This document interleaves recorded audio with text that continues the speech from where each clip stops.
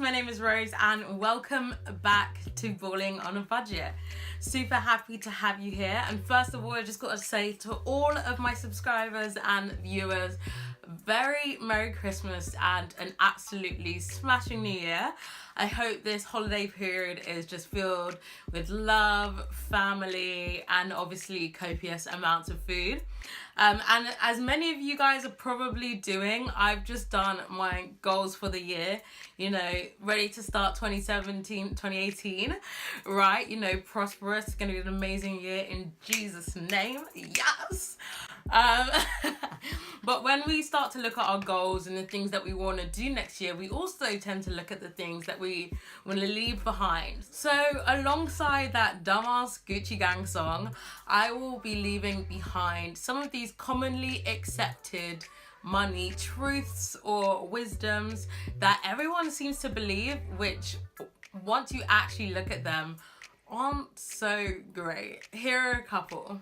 So the first kind of money truth or myth that I've heard, and actually I've heard this a lot over the last year, especially with the launch of this channel and talking to friends and people about finances, is the fact that a lot of people say and accept that I don't earn enough to save. Lies.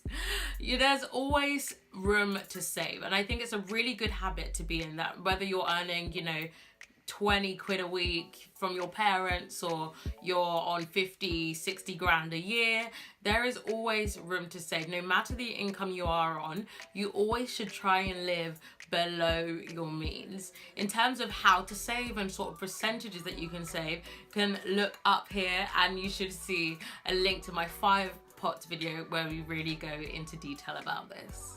So another kind of money myth / money proverb that I've heard before, which will definitely not be coming into 2018 with me, is the fact that you need to spend money in order to make money.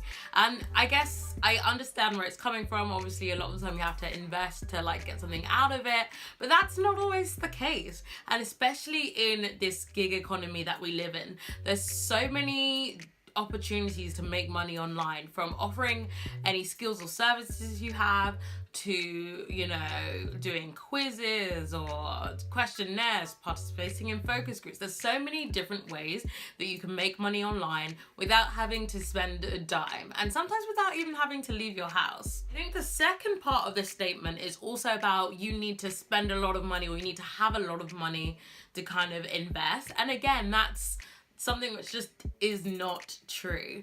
If depending on your risk appetite, there are so many different ways where with really small amounts of money you can start investing and getting something back. So things as low risk as an ISA or a high yield account where if you don't need to touch your money for 2-3 years, you can get some really good rates, bonds, etc. There are so many different ways where you can earn money on the money that you already have, or invest without having thousands of pounds in the bank.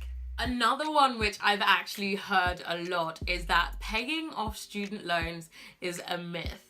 And I can 100% testify to this, that is not true, because I'm so proud, in the next couple of months I would have finished paying off my full undergraduate loan. Go Rose.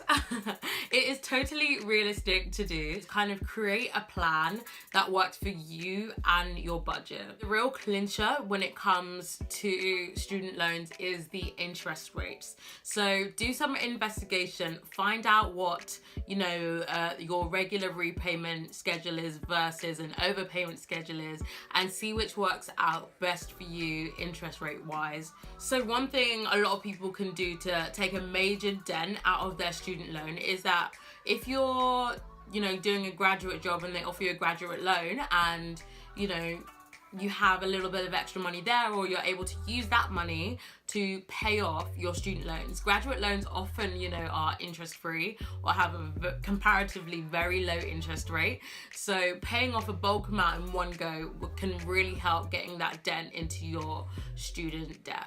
Also, this one might be a bit controversial, but is there point saving lots of money while you're working if you have a massive growing student debt. Overall, the net amount it doesn't really make sense. So I would potentially look at, you know, your savings mix and see if you can divert a bit of those extra funds into paying off your student loans more quickly. My friends and I have been talking a lot about, you know, getting on the property ladder, you know, starting to buy our first properties, and something which has come up a lot is credit. And there's a common misconception, or there's a common thought that the only way to build up your credit really quickly is to get a credit card. While this isn't 100% a myth, there are so many other ways that you can really quickly improve your credit score. Things as simple as getting on the electoral roll will literally jump your credit score by a significant amount of points. Things like consistently paying off your phone bill. You know, you can self-declare the fact that you're consistent on rent if you're paying rent. You can close unused store cards or challenge any late payments if you feel like they're unfair. There are so many ways that you can build your credit score without having a credit card. And for some people, the temptation of spending on a credit card, because it sometimes does feel like free money, can actually put you in a worse position in terms of your credit score. So if the temptation is too high, or you just don't feel like you're ready for a credit card, there are lots of other ways which you can start to build your credit score. So another one which just makes me, you know, chuckle inside every time I hear it is the one that we don't need money as long as we're together. And that is absolute trash, like so untrue. There is a reason why money is cited as the number 2 most common cause for divorce in both the UK and the US. The only thing that trumps money issues in a relationship as the reason for divorce is infidelity, which is, you know, fair enough. Money is important in a relationship because of the expectations that come along with money. And not only the expectations, but the limitations that money can put on what you can do as a couple. Especially if you're planning a future with that person, you know, money is really going to determine, you know, the kind of lives that you live, you know, how you raise your kids, etc. Like it touches a lot of areas of everyday life. Also, why I think it's really important to, like, you know, talk about money and be really open about money in a relationship is because emotional issues are usually heavily projected on the way that you manage your money. So those are some of the kind of money proverbs that I will be leaving in the dust and behind in 2017. If there are any other money myths that you guys have come across, I would love to do a part 2 of this video. Please share with me and we'll, you know, discuss and gist. So from me and my family, once again, I just want to wish you guys a happy new year, and I hope it is filled with love, joy and happiness. And again, do subscribe if you haven't already. You know, that will be your Christmas gift to me, and I will definitely appreciate it. But until next time, I'll see you guys later. Bye.